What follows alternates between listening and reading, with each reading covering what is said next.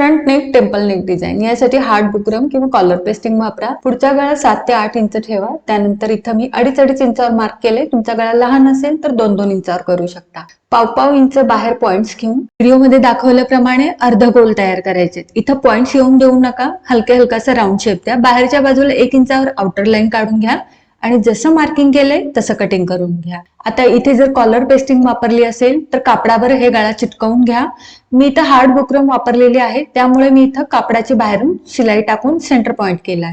कुर्तीवर बरोबर मध्यावर ठेवून टाकून घ्या आणि इथे जी शिलाई मारतीये ती कॉलर पेस्टिंगवर किंवा बुकरमवर जाता कामा नये। अगदी बुकरमला चिटकून अगदी कडेने टिप मारलेली। त्यानंतर पाव इंच मार्जिन ठेवून कापड कटिंग केलं आणि नेहमीप्रमाणे छोटे छोटे कट्स दिलेले आहेत।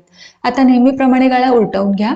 इथे गळ्याला तुम्ही कडेने हात शिलाई करून घेऊ शकता किंवा टिप मारू शकता। तर हे नेक डिझाईन नक्की ट्राय करा आणि कसं वाटलं तेही कळवा। चॅनलला सबस्क्राईब जरूर करा।